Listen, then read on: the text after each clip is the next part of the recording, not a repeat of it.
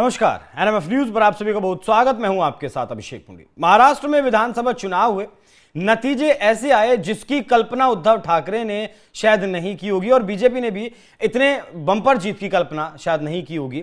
लेकिन जो काम बीजेपी ने धरातल पर किया था, इससे पहले जब देवेंद्र फडणवीस मुख्यमंत्री रहे थे या फिर एकनाथ शिंदे जिस तरीके से मुख्यमंत्री रहे थे, बीजेपी ने, एनडीए ने जो काम किया था उसके ऊपर भरोसा था। लेकिन उद्धव ठाकरे, राहुल गांधी जैसे नेता, अखिलेश यादव जैसे नेता, तेजस्वी यादव जैसे जो नेता हैं, उन्हें अपने काम पर भरोसा नहीं है, उन्हें अपने आप पर भरोसा नहीं है।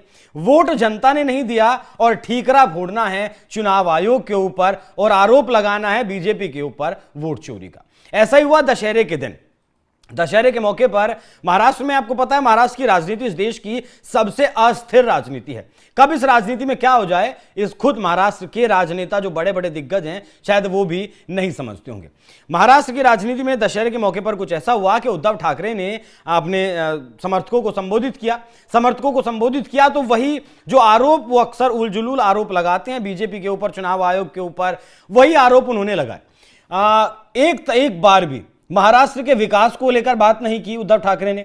एक बार भी यह बात नहीं की कि जो लक्ष्य रखा है फिलहाल मौजूदा मुख्यमंत्री देवेंद्र फडणवीस ने, वो आज महाराष्ट्र कहां है और महाराष्ट्र को कहां लेकर जाने की वो चाहत रखते हैं। 2-2.5 साल मुख्यमंत्री उद्धव ठाकरे भी रहे थे, नहीं उन्होंने वो मतलब जमीन से लोगों से जुड़ नहीं पाए।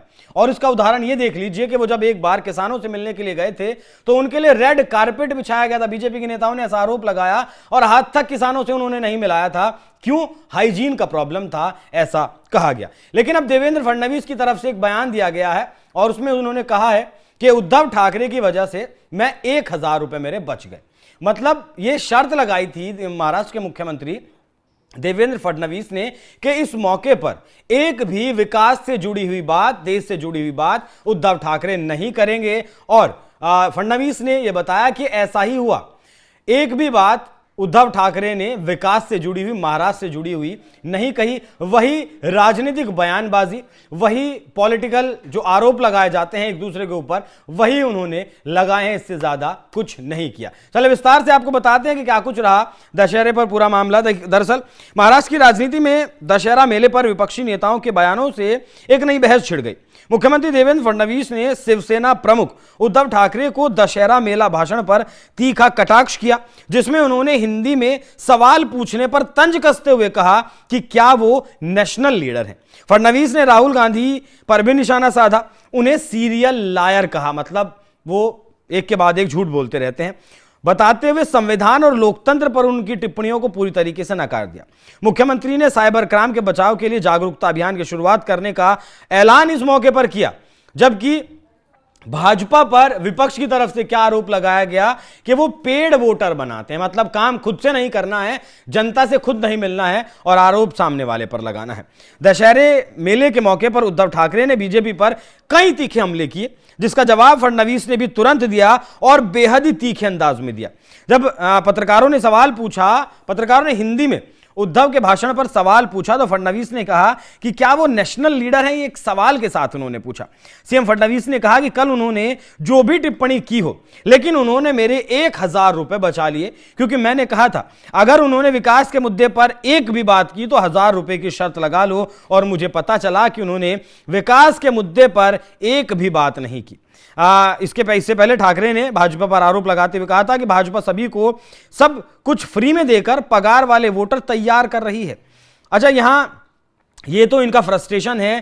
देवेंद्र फडणवीस ने कहा कि ये फ्रस्ट्रेट बताते हुए कहा कि कोई व्यक्ति जब निराश हो जाता है, फ्रस्ट्रेटेड हो जाता है, तो वो कुछ भी उल्टा सीधा बोलता है, समझदार लोग उस पर ध्यान नहीं देते हैं। लेकिन वहीं राहुल गांधी ने जो कोलंबिया में बयान दिया, उस पर भी देवेंद्र फडणवीस ने जवाब दिया। क्या कुछ का वो भी आपको बताएंगे। साथ ही साइबर क्राइम जागरूकता अभियान चलेगा, ऐसा उन्होंने बताया। और साथ ही ये भी बताया कि किस तरीके से पिछले 9 महीने में 2,000 से ज्यादा बांग्लादेशी घुसपैठिए पकड़े गए हैं। फिलहाल आप सुनिए महाराष्ट्र के मुख्यमंत्री देवेंद्र फडणवीस ने राहुल गांधी के उस बयान पर क्या कुछ कहा जो उन्होंने कराची में दिया था। माफ कीजिएगा, जो उन्होंने इनको भारत के संविधान की ताकत पर विश्वास ही नहीं है। और इसका एक कारण है कि इस देश का, भारत का इतिहास वो जानते नहीं है। उनकी दादी श्रीमती इंदिरा जी ने इमरजेंसी लगाकर भारत के संविधान को बदलकर भारत के अंदर एकाधिकार शाही लाने का प्रयास कर देख लिया। भारत की जनता ने उनको उलट दिया। ये भारत का लोकतंत्र है, ये डॉक्टर बाबा साहब आम्बेडकर जी ने दिया हुआ लोकतंत्र है। ये किसी के बाप में ताकत नहीं है कि इस लोकतंत्र को वो कमजोर करके दिखाए। इनका दिमाग कमजोर है, इनके दिमाग में कमजोर है, इनके दिमाग में इस संविधान के खिलाफ फितरत है। इसलिए मैं बार बार कहता हूं, Rahul Gandhi is a serial liar, is a serial liar, is a serial liar. मुख्यमंत्री किस तरीके से राज्य के विकास के लिए काम कर रहे हैं उसके लिए आपको एक अंदाजा, एक जो आदेश अभी सरकार का है वो बताता हूं, जिससे सीधा 10 लाख दुकानों को फायदा होगा। 10 लाख दुकानों को फायदा होगा। और अगर एक मतलब ये देख लीजिए कि एक दुकान होगी, उसका मालिक होगा, उस मालिक का परिवार भी होगा, उस दुकान पर नौकर भी होगा, उस नौकर का भी परिवार होगा, तो मोटा मोटी से लगभग 80 से 90 लाख लोगों के जीवन को प्रभावित करने वाला यह फैसला है। महाराष्ट्र में आपको पता है कि देश दुनिया से तमाम लोग जाते हैं और मुंबई को ऐसा कहा जाता है कि मुंबई कभी सोती नहीं है।